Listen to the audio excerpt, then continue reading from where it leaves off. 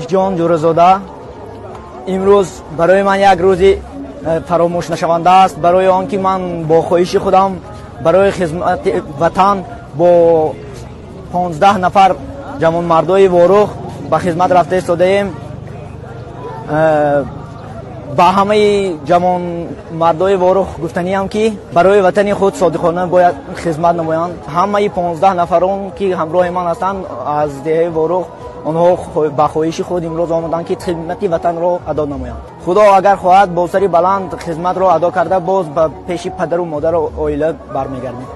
من سیدو جمشید امروز با خدمت حربی با خواهش خودم میروم، برای وطنم خدمت میکنم، وطن خود را محافظت میکنم. زیرا این خرج هر یک شهروندی تاجیکستان است. ما وطن دوست هستیم، ما وطن ما را حمایت میکنیم. در شهری رسیده بودیم، با خواهش خودمان آمدیم برای خدمت وطن، مادر پدر. خدا خواهد با سری بلند خدمت خود را بیان میکنیم. من شامرسیدوف انوشیروان از دهه وارخ، نبیره حاجی عبدالصمد شامرسیدوف، با خواست خود به خدمت حربی رفته ایستاده‌ام.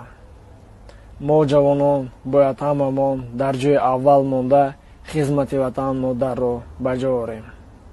مراجعت میکنم به همه جوانان که می باید در جای اول خدمت را مانده خدمت وطن مادر را به جا آوریم. من از فدراسیای روسیه آمدم. من با جای کار تامین بودم، لیکن در جای اول خدمت وطن مادر می ایستد. من آمدم که تا قرض وطن مادر را به جا آورم. کسی جوانان اگر وجدان داشته باشند و هایم به خدمت حربی می روند، چون که این هر یک قرض شهروندی تاجیکستان است. اگر ما خودمان زمین خودمان را حفظ نکنیم، دیگر هیچ کس از دیگر دولت آمده زمین ما را حفظ نمی کند. ما باید این را فهمیم.